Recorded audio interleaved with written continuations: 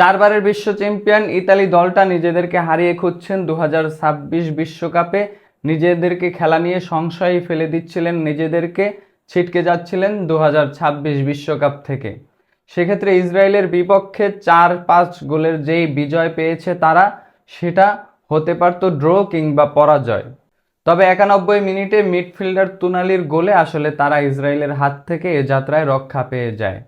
9 গোলের এই ম্যাচটিতে ইসরায়েল বারবার এগিয়ে যাচ্ছিল, ইতালিকে চোখ রাঙাচ্ছিল তাদেরকে হারিয়ে দেওয়ার জন্য।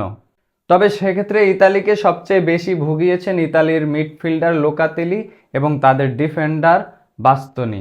লোকাতেলি ম্যাচের 16তম মিনিটেই ওন গোল করে বসেন এবং ইসরায়েলকে এগিয়ে দেন 16 মিনিটের মাথায় গিয়েই। এবং একটা সময় ম্যাচে 4-3 গোলে এগিয়ে থাকা ইতালিকে আরও একবার খাদের কিনারায় ফেলে দেন বাস্তনি। ম্যাচের 87তম মিনিটে গিয়ে তার ওই ওন গোলটা আসলে ইতালিকে কিন্তু চিন্তায় ফেলে দিচ্ছিল, এই ম্যাচ আসলে ইতালি বের করতে পারবে কিনা। তবে তুনালির 91 মিনিটের ওই গোলটাই কিন্তু ইতালিকে এ যাত্রায় আসলে রক্ষা করে। চারবারের বিশ্ব চ্যাম্পিয়নদের র্যাঙ্কিংয়ে 75 নম্বর অবস্থানে থাকা ইসরায়েলের বিপক্ষে এরকমের ছন্নছাড়া পারফরমেন্স, এটা আসলে ফুটবল ভক্তরা কখনোই আশা করে না। অথচ ইতালির র্যাঙ্কিং বর্তমানে 11 নম্বর অবস্থানে রয়েছেন তারা।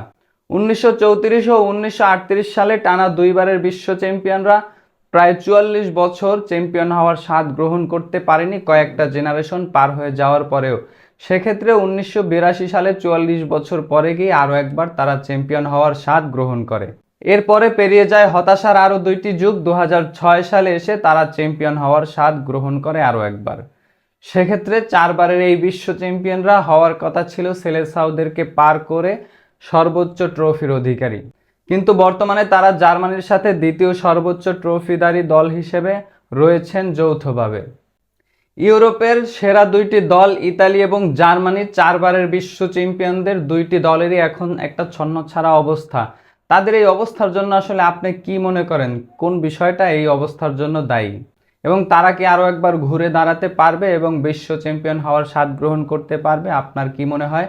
কমেন্ট বক্সে আপনার মূল্যবান মতামত জানাবেন।